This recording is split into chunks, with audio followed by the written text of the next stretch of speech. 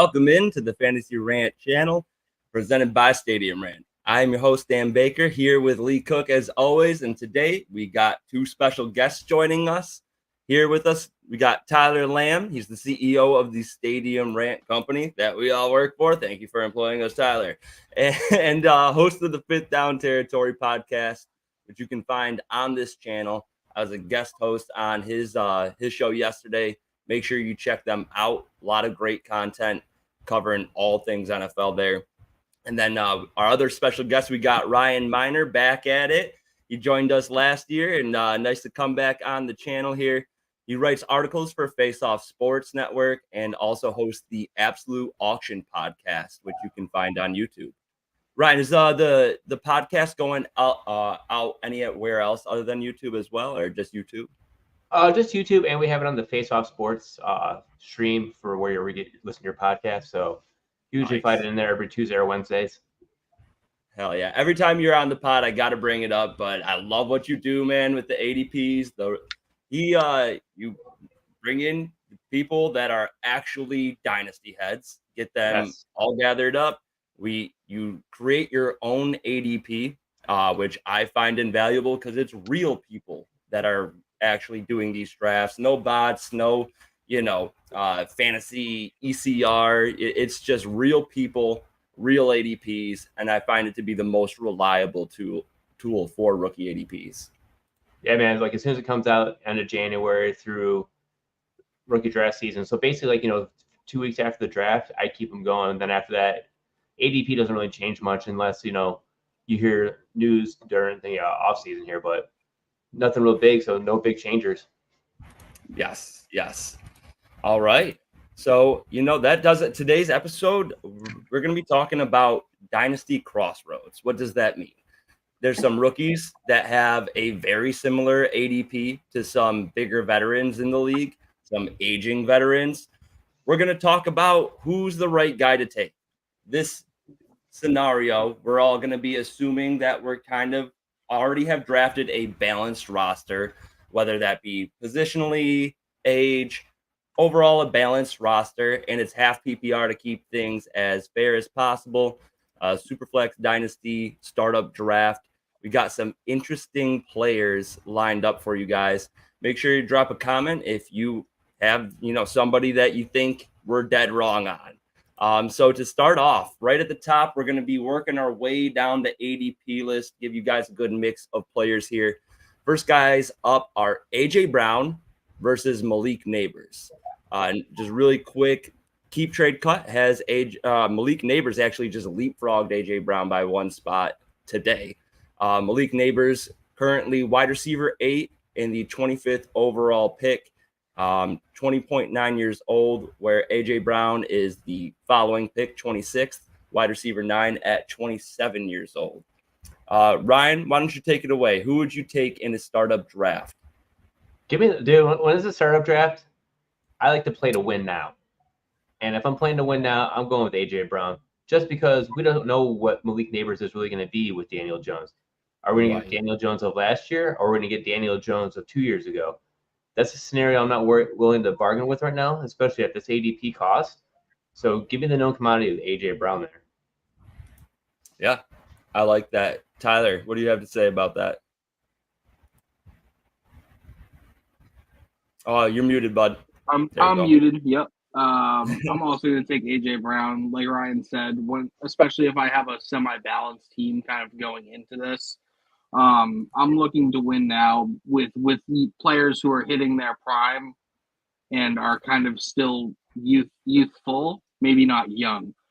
We don't, like you said, we don't really know what Malik Neighbors is going to be with Daniel Jones. Daniel Jones might be out of it, off the Giants by the end of this year, possibly. I don't think that's a thing, but there's just a lot more stability when it comes to AJ Brown right this second. As a pure talent, I do think Malik Neighbors is going to be a better wide receiver, just based on the separation, the way that he can create after the catch. And AJ Brown also has Devonta Smith, Saquon Barkley, Dallas Goedert. There's nothing like that over in New York. So Malik's just going to get peppered with targets, and he's a big play with threat. That's kind of where I'm at. I'm taking A.J. Brown, but I do think Malik Neighbors will be the better player by the time it's all said and done. Okay. And I love A.J. Brown. He's my dude. Dog. Absolute dog. Lee, where do you stand on these two guys? So, yeah, I mean, I know we kind of like to have a dissenting voice, but I mean, I can't. Anybody that's watched over the last few weeks and me and Evan kind of going back and forth, I just, where he's at ADP wise, I mean, A.J. Brown in his 2 seasons with the Eagles has averaged about 1,480 yards and 9 touchdowns a season. He's been in half PPR, wide receiver 7 and wide receiver 5. Maybe in a best case scenario, Malik Neighbors can get to that point. I don't think there's any slam dunk that he will ever get to that level. And A.J. Brown's only 26. He'll be 27 when the season starts. We know that wide receivers last longer than running backs. To me, I would take Devontae Smith over Malik Neighbors as well. Like, he is way, way down the list from where he's ranked on Keep Trade Cut, just in my opinion. I like to have as small a variance as possible with fantasy football, and taking a rookie in that spot over proven veterans is just a high variance play. I will say, I think that Devonta Smith is undervalued. He seems to put up about 80-90% of A.J. Brown's production each year that they've been on the same team. And for him going as lower as he is in ADP, I don't think that's quite right. At the same time, I don't think I'd go as far as taking Devonta Smith over Malik Neighbors. We talked about it a lot, Lee, throughout the offseason. You were saying, like, you would take Marvin Harrison Jr. as the wide receiver 1 in this rookie class.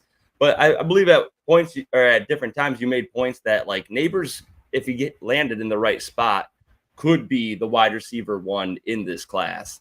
I still believe in that, not that he's going to produce as the wide receiver 1 in the first few years, because as a few guys have mentioned, Daniel Jones is not that guy. He's not going to be reliable moving forward.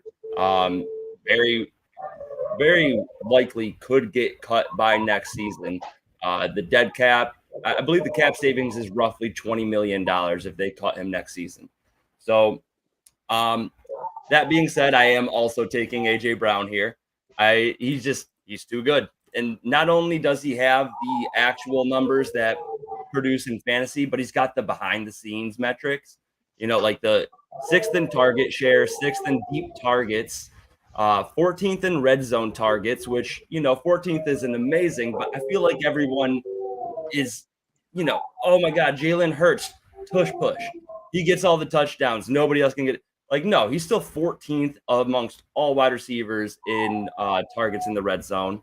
And then he was first in target rate versus man.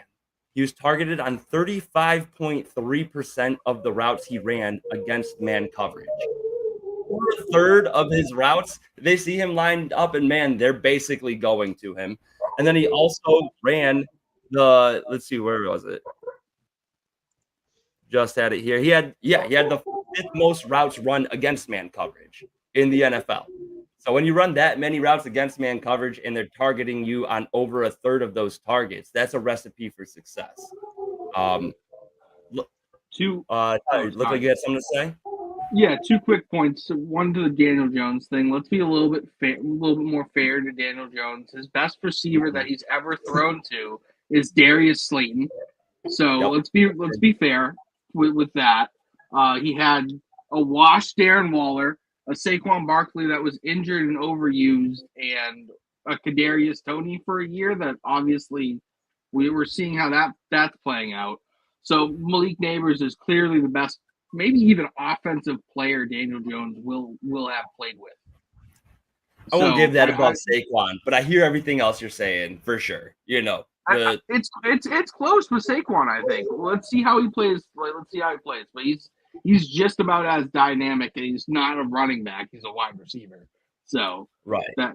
And then my other point was with A.J. Brown he had a bad week 1, a bad week 2. Then from weeks 3 to 9 last year, he was wide receiver 11, 1, 13, 7, 2, 3, and 7 with 38 points, 29 points, 33 points.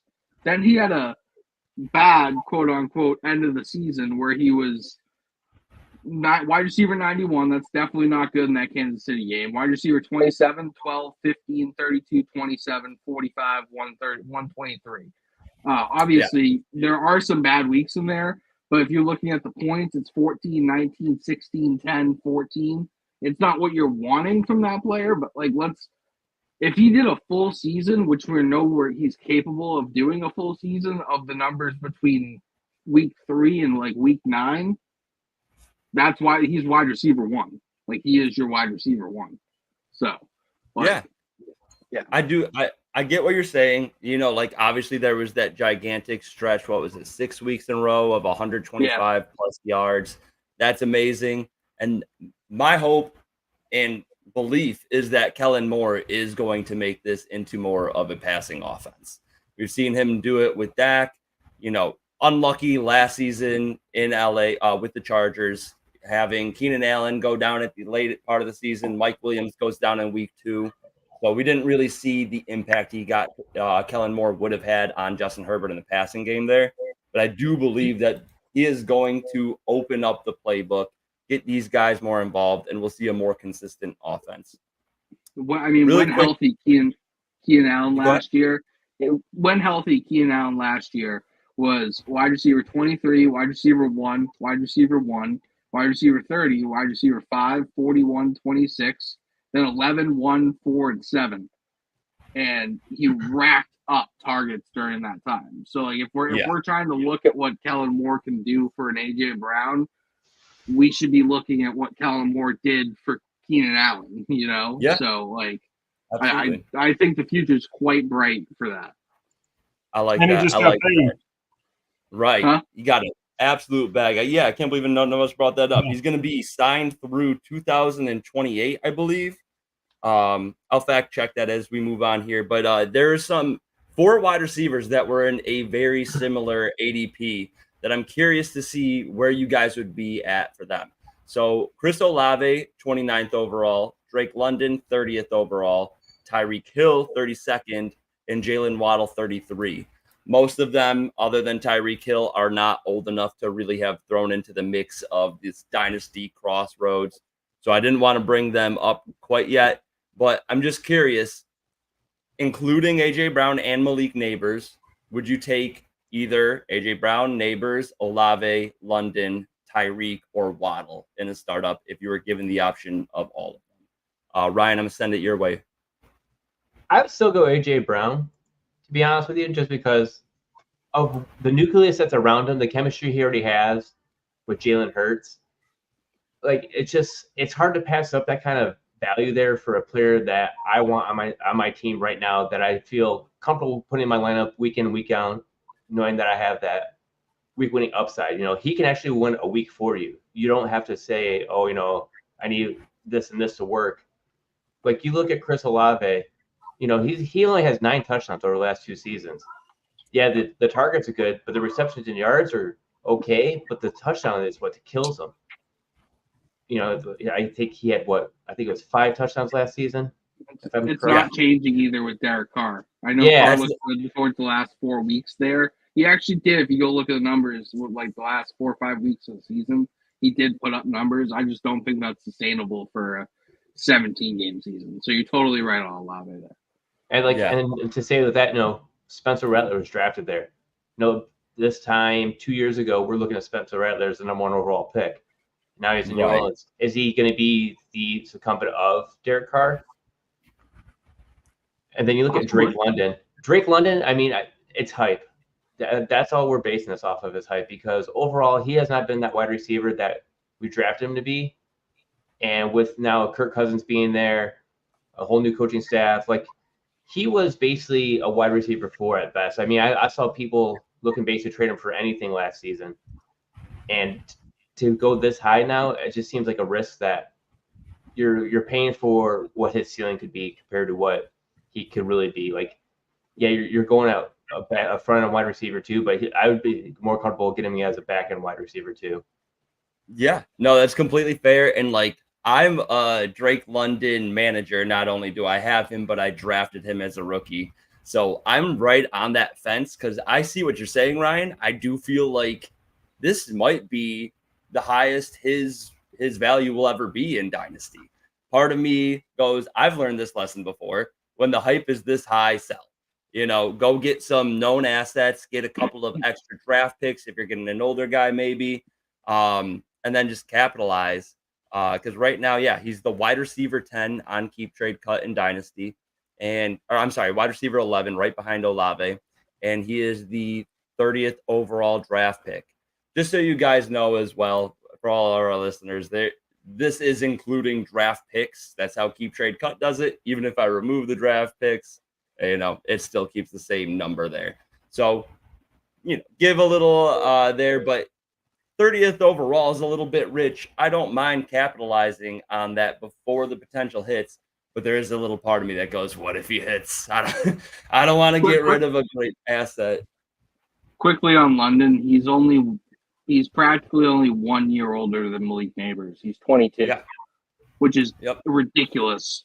So I get what you're saying, but like it's hype, but it's also talent times potential in an offense that you've seen maximize their wide receiver talent. Zach Robinson's like offense in LA, like everything that Puka Nacua can do, Drake London can do, and he could probably do it better.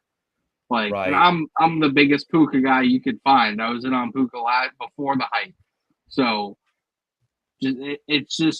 I have Drake London as my wide receiver 7 this current coming up. So yeah, dude. So as much as I hate to agree, go ahead. I'll say as much as I hate to agree with Tyler, but I'm going to be on that side of this. So just to use the real life example of our draft that we did a few weeks ago, AJ Brown was already gone. I was back at the 2-3 turn and pretty much had this choice of receivers.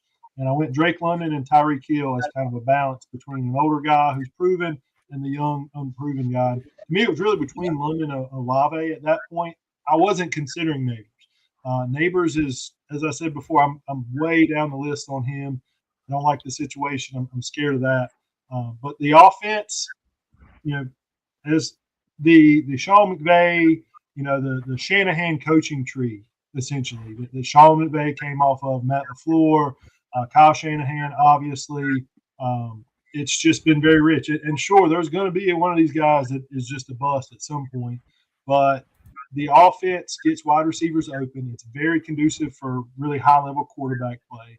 And for me, between Kirk Cousins for the next couple of years, and I'm really high on Penix, he could be a bust completely. But having him there and allowing him to sit, it wasn't a great draft pick at the time if you're trying to win now. But as far as long-term for Drake London, I don't think we can undersell how bad Desmond Ridder was as the starting quarterback there. Yeah. To me, Drake London. Taylor Heineke was actually worse too. So and Heineke, I love him. God bless him. He fought his way back into the NFL, but he's a mid-level backup. He's not even a top-level backup. So I learned over the last couple of years that when a Southern person says "God bless them," God bless them, God bless you, that is not a genuine compliment. It is God bless them. It's like, oh shit, what'd I say? That's like but you're like, where's the but? Like, where's the backhand compliment I'm about to get? Right. People up here in the Northeast are much more direct with sorry, radio broadcast, but we're assholes up here in the Northeast, and we're gonna let you know that we're assholes. Yeah, I've learned a little bit. I can relate. I can relate, Dan. Don't worry. I got your back, bro. I appreciate it, man. Because Tyler, you're up in Massachusetts, right? So yeah we got a bunch of Northeast boys up here, along with the Southern gentlemen along in Lee. But let's move on. We got Jared Goff versus Drake May for the next comparison, or the next two players we're going to be talking about. Keep Trade Cut has the ADP at 45th overall for Jared Goff and 48th overall for Drake May.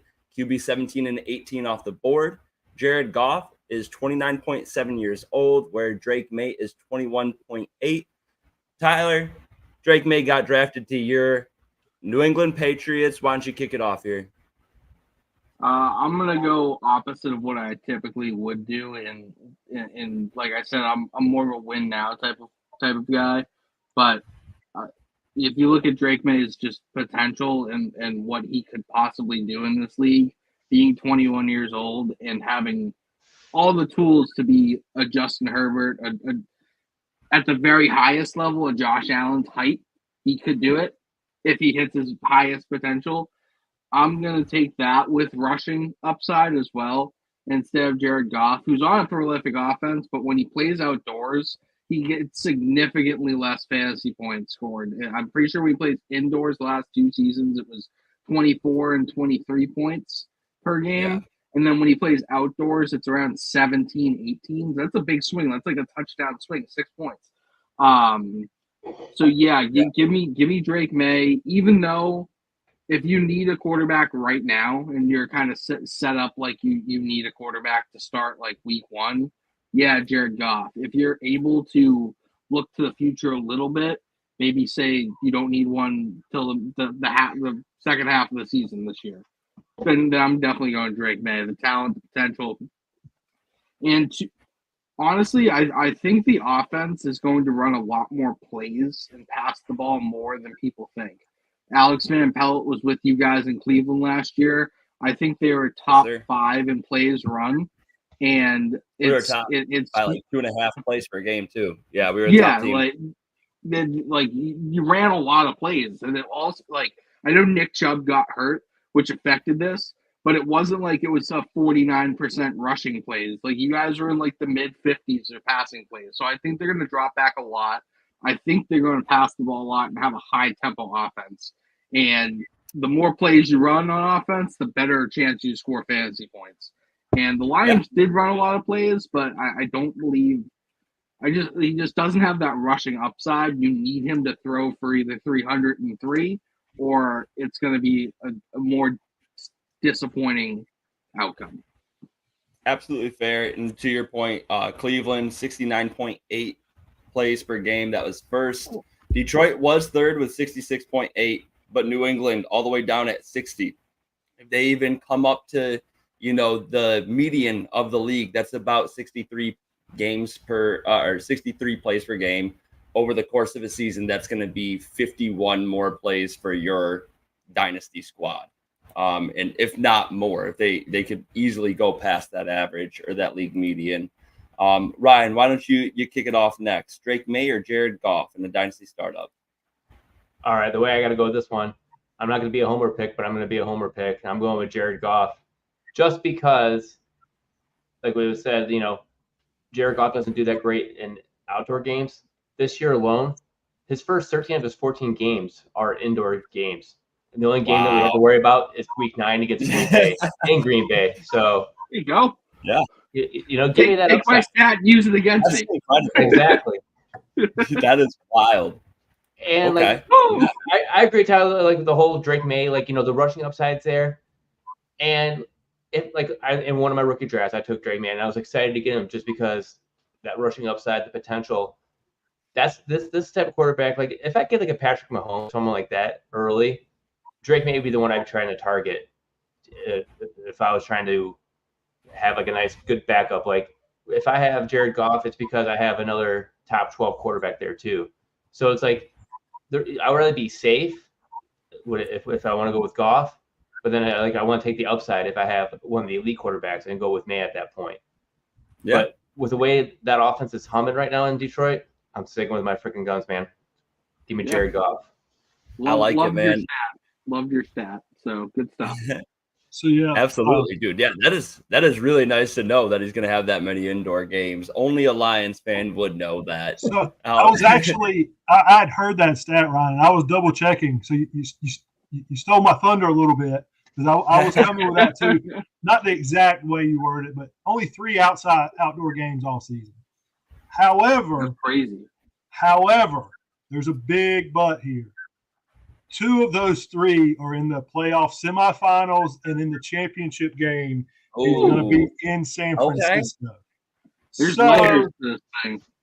You might want to have somebody lined up to be starting those 2 games, but he could definitely get you to a championship this year. Sorry. Go ahead. By that time, all I was gonna say is like you're gonna be able to find some like successful streamers, somebody to stash at that point. But keep on going, Lee. So I mean, and Chicago's the semifinal, and their defense looked much improved last year. So two tough matchups in the time you need them to win the most. This is a really hard one for me. Anybody that's paid attention, they know I'm in North Carolina. I'm a big Carolina Tar Heel fan. I love Drake May. I wanted Washington to draft him over Jaden, but I'm 100% on the Jaden train now. I think Drake May has a ton of potential. I'd have to go Jared Goff here, though, because of the situation, because he just got that huge bag of money, and Ben Johnson came back. Who knows how long that's going to last, but just the skill positions. He's been top. He was 7 last year and QB 10 the year before. It is a run-first offense, but Sam Laporta added to, the Sun God. Jahmyr Gibbs is a great pass-catching running back. I mean, he's just set up so much for success that the floor is so much higher for Jared Goff. The ceiling is certainly still higher for Drake May. He can be a top 5 quarterback in this league. There's so much uncertainty with drafting quarterbacks. And no offense, Tyler, but you know better than anybody, it's been a bit of a dumpster fire up there in Boston for the last couple of years. So he's going to have to persevere to really get to his full potential. Yeah. Yeah, no, I agree with that totally. I had so if it's a 1 QB league, you could potentially have both of them, and Definitely. that could be your answer for Lee, your statement there about the fantasy playoffs. If May does hit this year, and you have both on your roster, and you're like, oh, that's a tough matchup outdoors in the cold, like maybe you play Drake May in your championship. I don't, or like Ideally, you have Jared Goff and Jaden Daniels, and you just don't even have to worry about it when it comes to that later point. You're just like, we're throwing the Russian quarterback. He's going to get 100 yards rushing and a touchdown, and we'll be all good, and I'll be carrying my trophy home. No, and to your guys' points too, I do think there is a world where you can get both of these guys and kind of, hedge your bet in a sense. That being said, I am also leaning Jared Goff on this one. It was a hard decision with that bag that Jared Goff just received. Makes it a little bit easier. Jared Goff is there is an out in his contract after the 2026 season, but I think he's likely going to stick through it into the 2027 season. 2027, his cap hit would be $54.6 million. With a dead cap of 29.2. So, roughly like a $25 million cap savings if they cut him. But I think that he'll be able to produce into his age 33 season. He's not a scrambler. He's not going to lose too much in age. And then he's got Amon-Ra St. Brown through at least 2027 with the potential through 28. Sam Laporta through 2026. Who knows what Jameson Williams is really going to be? There's a lot of hope there. If he does end up, turning into what they hoped when they drafted him in the early first, I do think that would put them over the top, and you would see Goff get those crazy numbers with that yards per catch that Jameson Williams would have. That's going to really open up the playbook. I do like Jared Goff. I think that he's not a ceiling pick for your dynasty roster. He's not the guy that is going to go out there, add those yards on the ground, and really take over. But he does it through the air well enough. Last year, he was QB7 in 4-point per passing touchdown leagues.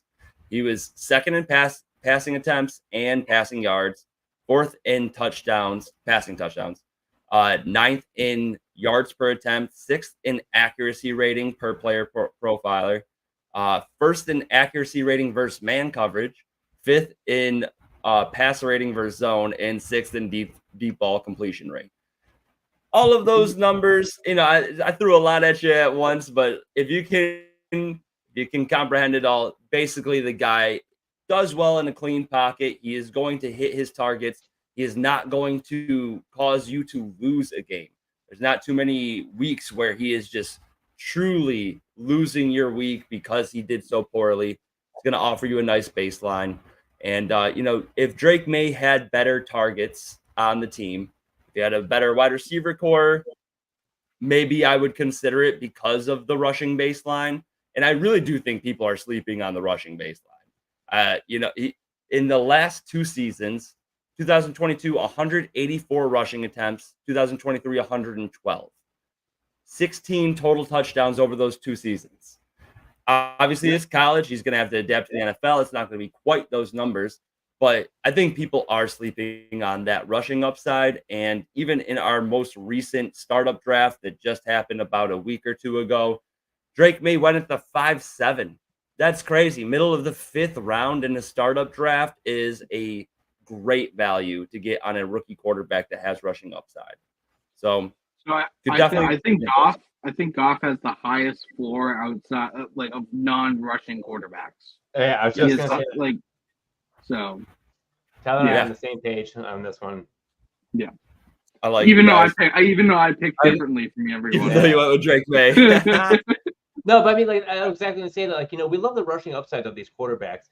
It's just that they're so injury potential. Look at Anthony Richardson. He's an easy example to use. He has a hell of an arm, but the rushing is what gives us all that points. But the rushing is what killed him last year because he got himself hurt with it. Yeah.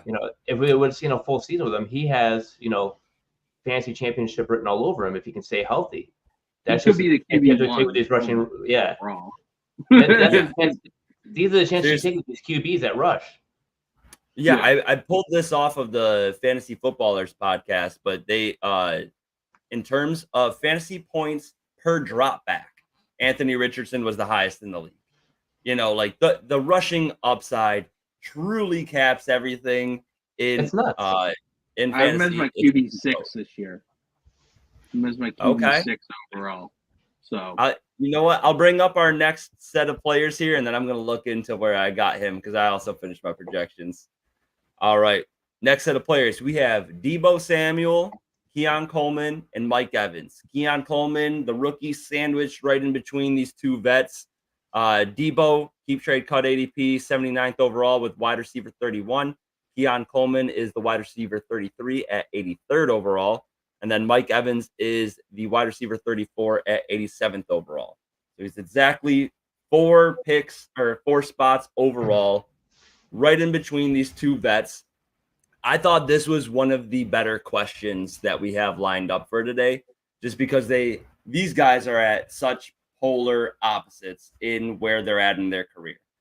Deebo Samuel, 28.4 years old. Mike Evans, 30.8 years old. Keon Coleman, a young budding 21.1 years old. Lee, I don't think I've kicked it to you first yet. Why don't you take it away for this set of 3 here? For me, this is probably the toughest one yet, and I think there's really good arguments for all 3. But again, kind of philosophy is as low a variance as possible, as much as I can. I would go Mike Evans out of these 3. I know he's the oldest of the 3, but he got a 2-year extension. Everybody knows the stats as far as he's never not had a 1,000-yard receiving campaign. I mean, if you look at his whole career, the vast majority he's been a wide receiver 1. He's never finished outside of wide receiver 2, and generally of the 3 or 4 times he's been a wide receiver 2, most of those are high-end wide receiver 2. There's just so much consistency there. Who knows what's going to happen with Chris Godwin? I mean, it doesn't look like he's going to be long for Tampa. There's obviously a connection with Baker there. Those were some of those down years where the quarterback situation was a little unresolved, or at the end of Jameis. But he's too consistent. I want to win now. As I've said it before, 2 years from now, none of us may be here. A meteor could hit. Anything could happen. So I'm trying to win now. And the next 2 years, Mike Evans, to me, gives you the best chance to win a championship. Deebo has the uncertainty with the contract. Not as scared of his age, but I don't know how long he's going to be in San Francisco. And Coleman's metrics, I mean, he does not – everybody loves the spot, but they kind of forget, a lot of those metrics pre-draft and going in, they don't scream wide receiver 1 in the NFL. I did like the eye test of watching him at Florida State. He makes some big plays, but he disappeared for long stretches. So we'll see. He could very well, with the Josh Allen connection, he could be a top-end guy, but we just don't know. Mike Evans is already there. We know. I like it. Tyler, why don't you take it away? So real quick on the Keon Coleman part. I heard this in a podcast a couple of months ago. I forget exactly which one it was. It was during the draft season, right before the draft, and it basically said that Keon Coleman had a very similar combine to Puka Nacua. Like a lot of the same, like they had the same gauntlet speed, top end speed at the end of the gauntlet, running the gauntlet at the same time. They had a similar 3-cone drill as far as I know. They just had a lot of similar metrics, and we kind of saw what happened with Puka. I feel like I use him all the time for my explanations. I don't know why, but it just sort of happens like that. With that said, I am going with Mike Evans as well because consistency. He doesn't win with speed or he's not like overly explosive. I think the way he wins can be sustained for at least 2 to 3 more seasons. I play Dynasty in a 3-year window. If you're playing any longer than 3 years out, like you better have a crystal ball. Yeah, I personally think you're crazy because you cannot predict anything even past a year. But like if you're looking at somebody, I'm looking, all right, do they have 3 years to give me? And I'm like, yeah. So I'm cool with that, even if they're on the older side. And like Lee said, he's never had a non-1,000-yard receiving season. He is paired with Baker Mayfield, who's a gunslinger. The defense is okay, but not great. So they're probably going to have to score points to win games. The secondary's weak. Yeah, so I have him and Godwin actually pretty because I think they're gonna move Godwin back into the slot where he thrived quite often in his career.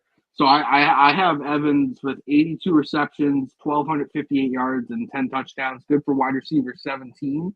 I have Godwin with 104 receptions, 1,300 yards, and 6 touchdowns. Good for wide receiver 16.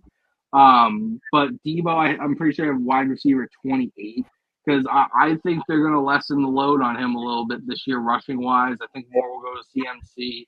I think Brandon Ayuk, if he stays there, is going to take a step forward in the target department. And Keon Coleman, we kind of talked about this yesterday on Fifth Down Territory with our AFC East deep dive. I have a lot of those. Like I have 4 players with over 750 receiving yards on Buffalo. With Samuel, Shakir, Keon Coleman is one of them, but then you have Kincaid and James Cook. So like, there's a lot of mouths to feed there. I know there's not a dominant alpha there, but there's a lot of different players that can get the football. So give me Mike Evans here. He's the most consistent. He has the least amount of injury history, even though being the oldest one. I'm knocking on wood here for my boy Mike Evans. So yeah, like highest touchdown potential. It all just screams Evans to me. So yeah, Ryan, why don't you take it away? Man, I want to call chalk, but I'm not going to because that's not what the listeners are here for. They want to hear other aspects of it, And yeah, as much as I like, in reality, I really want Deebo Samuel. I really want Mike Evans. But yeah, of course, I take, as everyone else is already saying, Mike Evans. But here at this point in the draft, I kind of want to also shift to the young point and kind of start going, and I'd be happy to go with Keon Coleman just because we don't know the potential. Yeah, he was taking out of plays at Florida, Michigan State. That was a game that probably pissed me off the most during the season when I was watching the Michigan games because just seeing him going up there and high pointing the ball just irritated me the most because he just dominated Michigan during that game. Luckily, Michigan was able to come back and win, but it was very nerve-wracking. And you look at what Buffalo has right now. They lost Stephon Diggs. He's gone. They lost Gabe Davis. Who do they have now? They brought in Curtis Samuel. It's a whole new receiving regime. I mean, okay, you got Dalton Kincaid from last year. He was a first-round pick. But you still need a wide receiver. Like, for Josh Allen, this chemistry should adapt and build.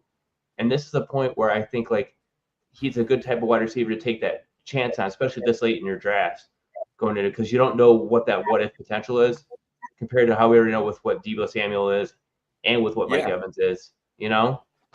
Sleeping on my boy Khalil Shakir. You're sleeping on my boy Khalil Shakir, my guy. Right, we talked about this yesterday. You're big on Khalil Shakir. I do think that Curtis Samuel will have his role. He did really well in Joe Brady's system when he played with him on the Panthers in 2020. However, I'm actually here with Ryan, and I think that Lee might find this a surprise because I have easily been the lowest on Keon Coleman of the four of us on a regular podcast. However, it really is an age and contract thing. We got Deebo Samuel, 28.4 years old, Mike Evans, 30.8. He will be 31 by the time the season starts. Deebo, you know, if the 49ers decide to move on from him and designate him as a post June 1st cut next season, they will save $17.5 million by cutting him. I love Deebo and what he brings to the 49ers. What he does right now and in the past few seasons is invaluable to a Kyle Shanahan system. Being able to scheme open space in any type of formation is going to go so far. However, Deebo, like we all know the kind of football he plays. He's got that bully ball play style. I don't know how long he can keep that up into his 30s. So I think this is going to get more and more difficult on his body as he goes on. I could see the 49ers moving on, and if he goes to a different team, I don't see him nearly where he is right now. And then Mike Evans, you know, he did great last year with Baker Mayfield. I've seen 4 years of Baker. I love Baker as a player, as a person, but he's inconsistent. And with Dave Canales now on to Carolina, I don't know if he's going to have quite the same success as he did last season with Dave Canales calling the plays. So Mike Evans going to play the season at 31. I will give him props. We've all talked about, everyone knows the 1,000 yards every season he's played, and he's done that with 6 different offensive coordinators over his 10-year career. And like That's 7 different quarterbacks too. Yeah, dude. It's like the turnover's absolutely nuts. If you were at a regular job and your manager turned over 6 times in 10 years, you'd probably be pissed off. Mike Evans just keeps on getting every year you like lead the league. You lead the company in sales, though. That's what Mike Evans doing still. Yeah. Like, I real quick point though. It feels like Deebo Samuel's the one who's turning 31, and like it feels like their age is like almost switched. You know, Deebo's 28, but it feels like he's 33. Mike Evans is going to be 31, but it feels like he's 27, 28. Personally, to me, like I think that is the rushing attempts. I mean, it's kind of been shown time and time again that receivers' bodies last longer when you're running the ball, and obviously some of it is trick and gadget plays, but still you're running the ball, you're in more close quarters, you're taking more of a pounding. I agree. I think Mike Evans seems like the younger of those two guys, and I do want to point out one too. Yeah, absolutely. Point out one other thing, and I know this guy's a bit of an outlier, but I could see this kind of run for Mike Evans in the next 3 years. Larry Fitzgerald, in his 32, 33, and 34-year-old seasons, averaged a little over 1,100 yards, had some of the best years of his career, averaged 7 touchdowns a year. And what changed, earlier in Larry Fitzgerald's career, he was always the deep play guy. And when he got to that age, he became more of the short, the move the chains guy. His yards per catch went down, but he was very consistent with those numbers, and he didn't have as much target competition at that age. I see that type of career for Mike Evans. I could see him being a solid producer up into his 35-year-old season if he wants to be, just because he has the body frame.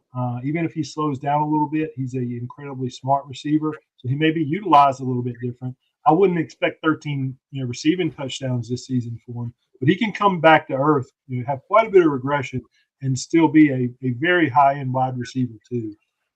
He's a first ballot Hall of Famer. Yeah, I agree with that. Who knows? Maybe by age 34 they'll go the N'Keal Harry route, turn him into a tight end, throw him out there. Why would you even say his name in the same sentence as Mike Evans? Come on, N'Keal Harry, tight end #1 on the season. No, I'm just kidding. just to That finish up my frustrated me a little bit, bro. I'm saying at age 34. Let's calm down.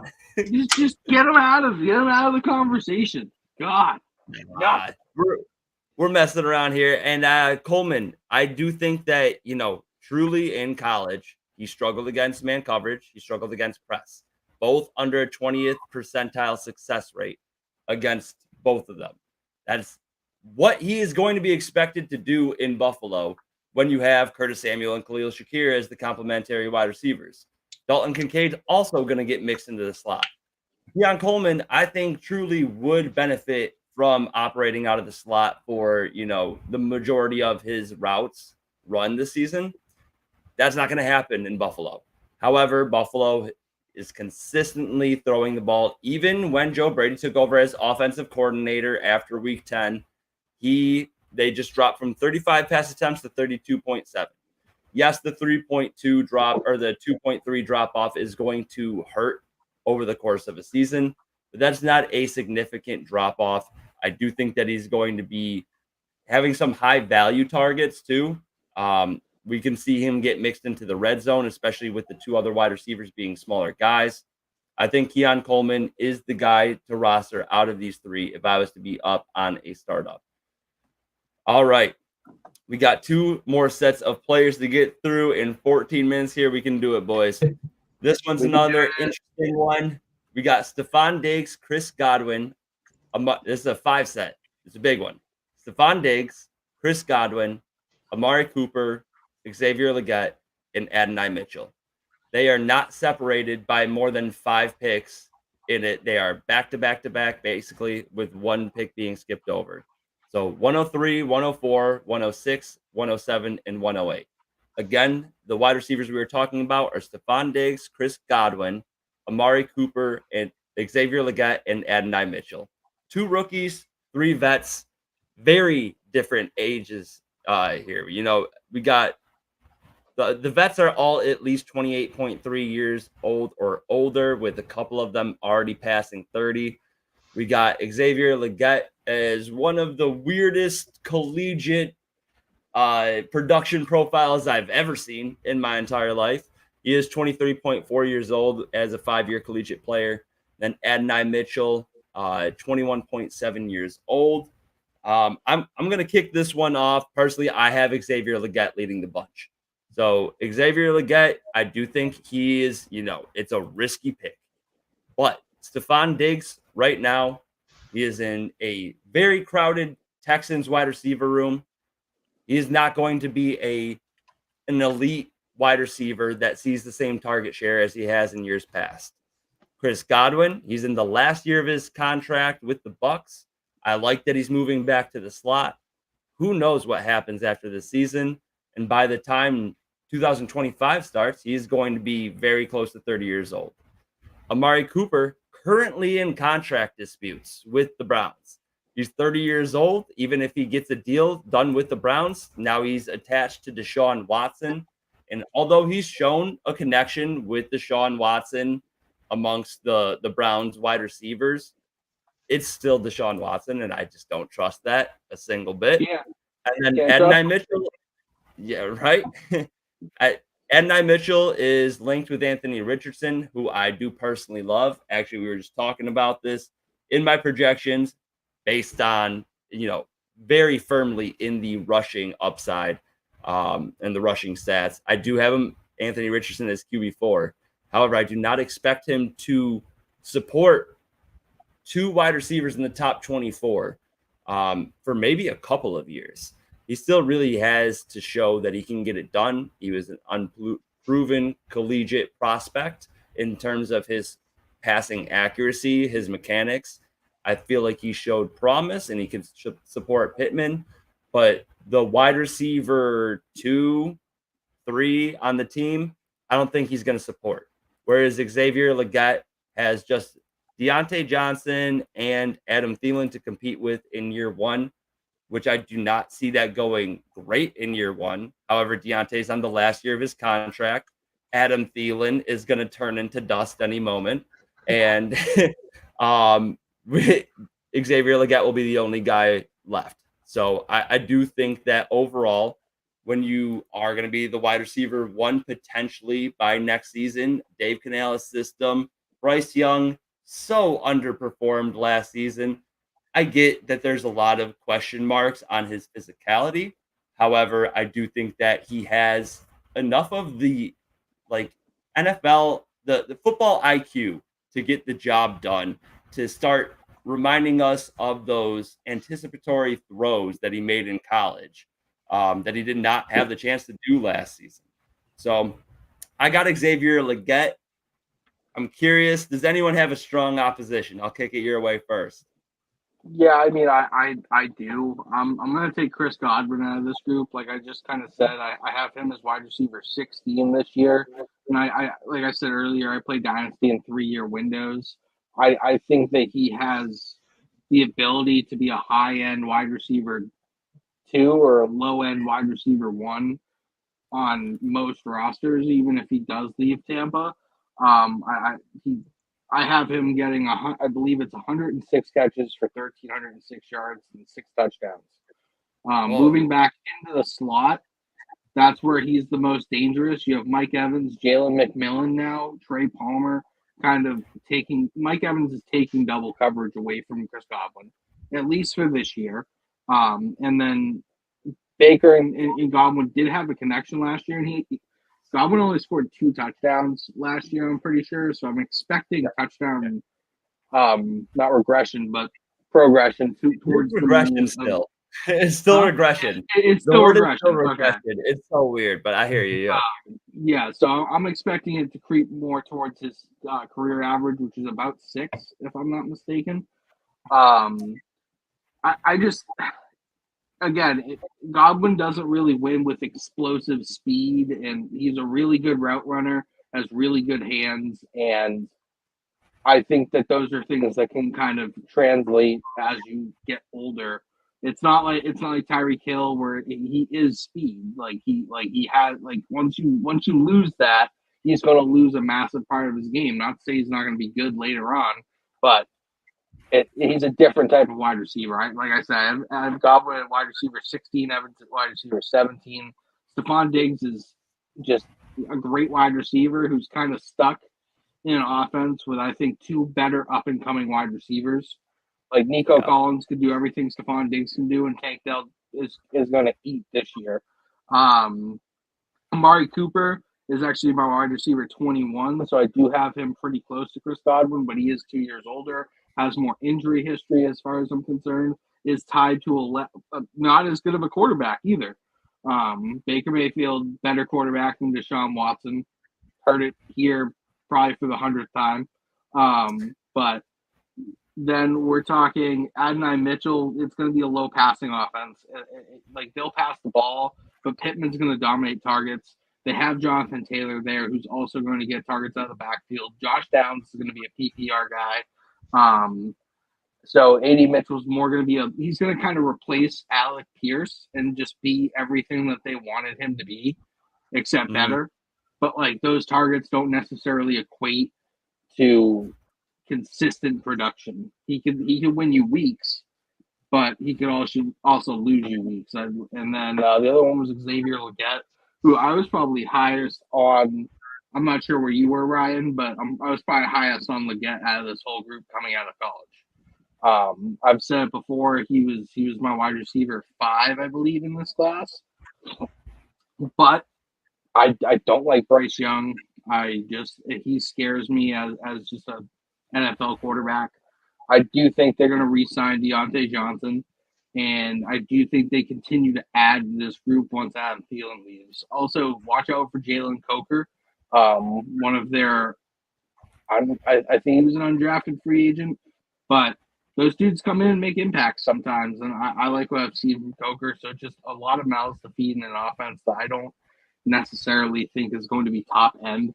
So again, you're losing touchdown upside with that offense as well. So yeah, give me Godwin, then Cooper, then AD Mitchell, Diggs, Legette. Yeah. And to your point, really quick, Bryce Young, Xavier Legette, athletic freak. He's going to get targets downfield primarily, at least in year 1. Bryce Young, of all quarterbacks with at least 16 pass attempts of 20 plus yards, he had the fifth lowest attempt percentage. So like percentage of his total pass attempts of 20 plus yards. And he had the second lowest completion percentage of those pass attempts. Like usually when you don't take that many shots downfield, you complete a higher percentage, but he didn't do either. So that's worrisome. That's worrisome. Ryan, what do you got here? Oh, I mean, I feel like just Tyler took the words all out of my mouth. It's hard to kind of like top that on this one because it's fair. I feel like everything he said was basically facts. You can't go wrong with going with Chris Godwin just because. I'm a huge Baker Mayfield stan account, so I've always been a Baker Mayfield guy.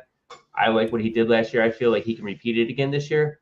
And with like Tyler said, Godwin going to the slot, like this is going to be like this is going to be like the peanut butter and jelly of these two going at it with each other. And then, the Amari Cooper contract situation. I'm not a huge Cleveland fan as it is already. Deshaun Watson was overpaid for what he did, and he hasn't proved that contract out. Yep. So I just don't see I can see Cooper having those weekly upside games, but he's one of those players I feel like you're gonna have to put in your lineup this season and hope for the best. Because you're gonna put him in, you'll get that 2 to 3 points, and then next thing you know, you get a 51-point game, and then that's not a type of way I like to play fantasy. I like to have consistent producers, where his producing I think is going to be more spikes than it's going to be anything else this season. And then Stephon Diggs, it's just like us. Like if you took all 4 of our screens and put them all together in one room, that's how crowded that wide receiver room is. I don't want any one of those wide receivers except the last one in it because I feel like that's the best value you're going to get out of any of these wide receivers in Houston. Yeah.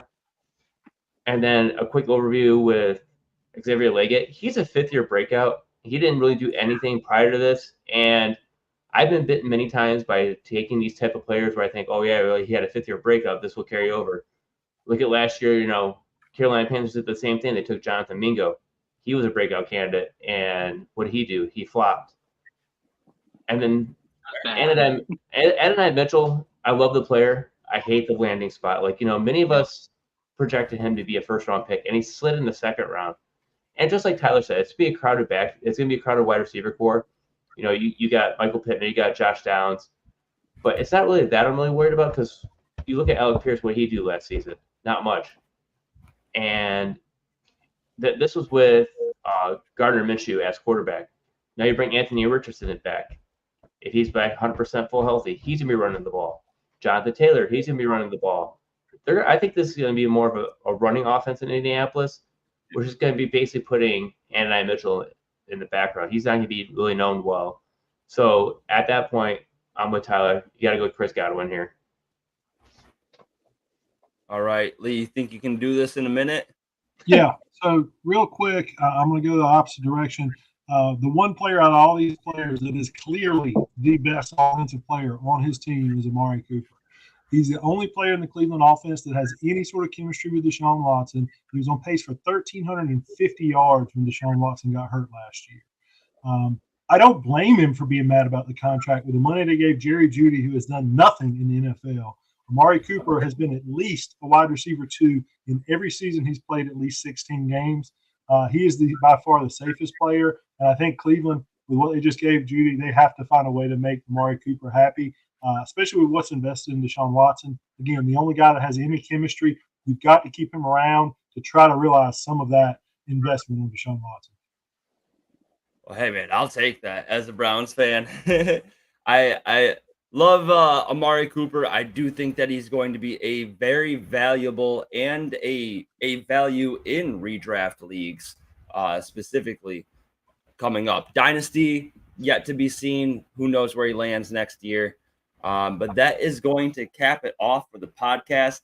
We didn't have a chance to go Pat Freiermuth versus Ben Sinnott. Would have been very interesting to hear. You say Ben Sinnott? Yeah, Ben Sinnott all day. All right, just give me one name. Ryan, what do you say? Pat Freiermuth or Ben Sinnott? Give me Sinnott. All right, Lee's saying Sinnott as well. I would have been the opposite. I would have taken Freiermuth there. We'll have to talk about it next week. Thank you guys for joining us on the podcast, and thank you to our special guests. Really quick before we take off, I'd love to give you guys a chance to plug whatever you're doing. Ryan, why don't you kick it off? What has your focus been in the fantasy world lately?